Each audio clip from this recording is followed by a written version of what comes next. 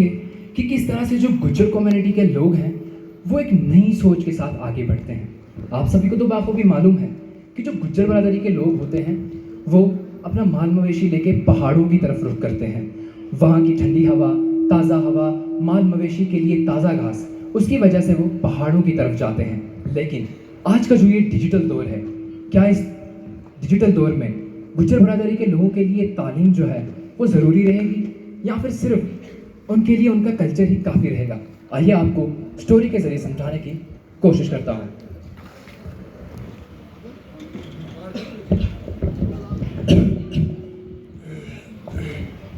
एक गांव जिसका नाम भाटा है, ये उस गांव के हाजी रहीम साहब हैं, जो कि बुजुर्ग होने के साथ साथ गांव के हाजी भी, गांव के सरपंच भी हैं। ये लोगों को रोज़ समझाते कि उन्हें किस तरह से आगे बढ़ना है, अपनी कम्युनिटी को कैसे आगे लेना है। यानी इन्हें ये फिक्र रहती थी कि हमारी जो कम्युनिटी है वो तालीम का हाथ थाम ले।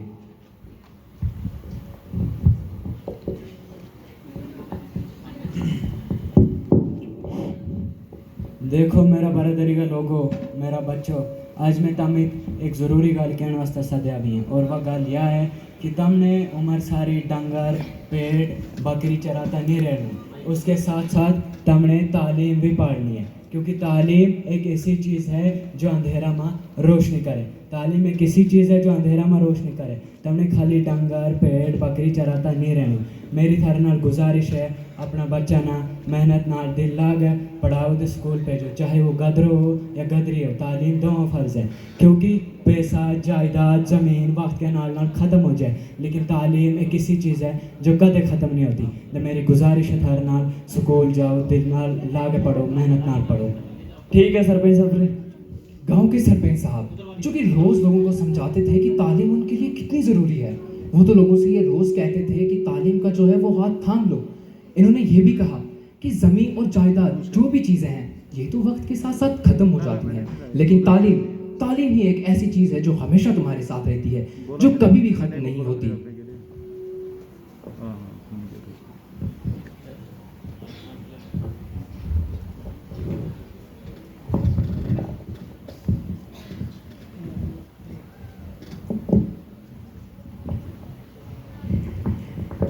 भाटा गांव के रहने वाले ये चौधरी मुदस्सिर, जो कि सिर्फ सरपंच साहब की बातें ही नहीं सुनते, बल्कि उनके दिल में ये जज्बा पैदा हो गया था कि सरपंच साहब की वो बातें भी सुनेंगे और जो सरपंच साहब कहते हैं वो उस पर अमल भी करेंगे।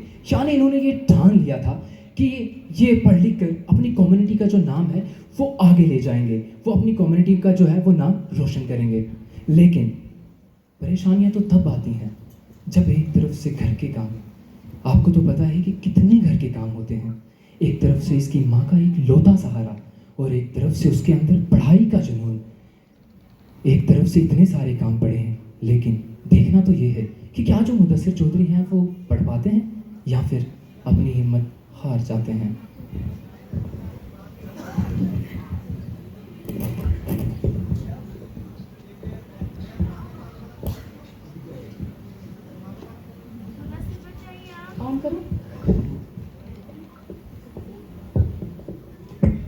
जी हमें कहो क्या काम है?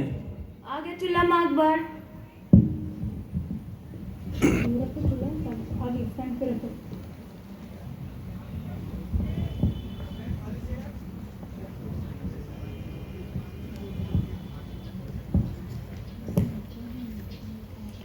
मुदस्सिर बचाइए आप। जी हमें कहो उनके काम है। आगे चूल्हा मत जा चाचू।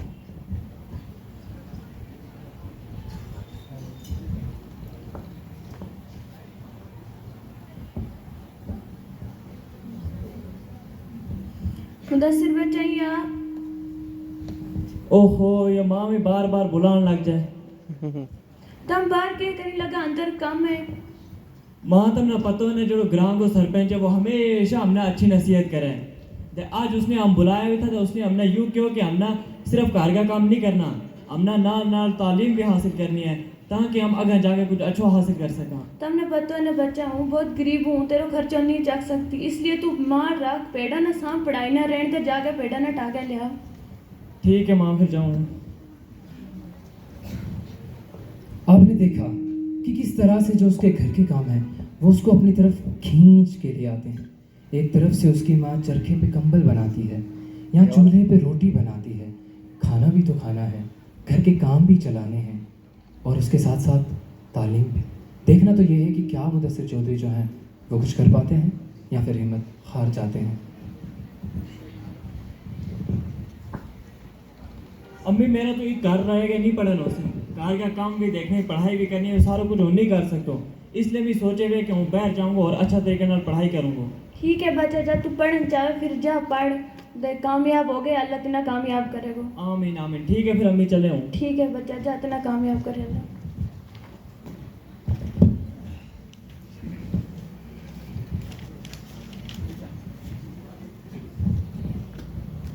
कहते हैं कि परेशानी का दूसरा नाम ही ज़िंदगी है। वो कौन है जिसकी ज़िंदगी में परेशानियां नहीं। अब मुदस्सिर चौधरी जो थे उन्हें तो बहुत सारी परेशानियां आई, लेकिन उन्होंने हिम्मत नहीं हारी। उन्होंने आखिरकार अपनी मम्मी से ये कह ही दिया कि वो पढ़ना चाहते हैं और वो अपने घर के बाहर पढ़ने के लिए चले गए। और आखिरकार वो दिन आ जाता है जब मुदस्सिर चौधरी 5 साल के बाद अपनी कम्युनिटी में, अपनी गुज्जर बरादरी के लोगों में एक टीचर बनकर आते हैं।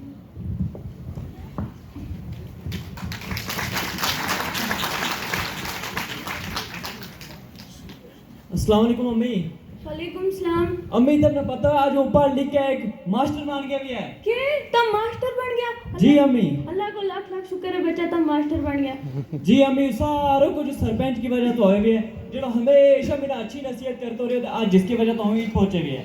अल्लाह का लाख लाख शुक्र है जिसने तुम इतना पढ़ गया, इतना आगे बन गया, इसकी वजह तुम जाकर उसको शुक्रगुजार करो। जी अम्मी, उन्होंने सरपंच के घर चले तो उसका ठीक है शुक्र बच्चा, अदा जा करेंगे। उसको शुक्रगुजार कर। जी ठीक है। अस्सलाम वालेकुम सरपंच साहब। वालेकुम अस्सलाम बच्चा। सरपंच साहब तुमने पता आज ऊपर गया मास्टर बन गया हो। मुबारक मुबारक मेरा बच्चा, मुबारक है तेना। सरपंच साहब तुमने पता है सारो कुछ थारी वजह तो हो, तब मैंने हमेशा नसीहत करता रहे तो मैं उन अमल करे तो ताई आज वो ईद पहुंच गया। ये बड़ी गल तेरी है, ते नसीहत और अमल किया दे इत पुजियो, शाबाश बच्चा। मास्टर साहब बैसो कौन होता मैं बैस बैस। सरपंच साहब उन भी यूँ सोचे हुए है कि जितना भी ग्राम का बच्चा ही ना इन्हें सारा ना फ्री में पढ़ाऊंगा और इन्हें अच्छा तरीका नाल समझाऊंगा ताकि ये भी आज वहाँ जाकर कुछ अच्छा कर सकें। बिल्कुल बिल्कुल सही गल है। ठीक है सरपंच साहब फिर चलो। चलो ठीक है बच्चा।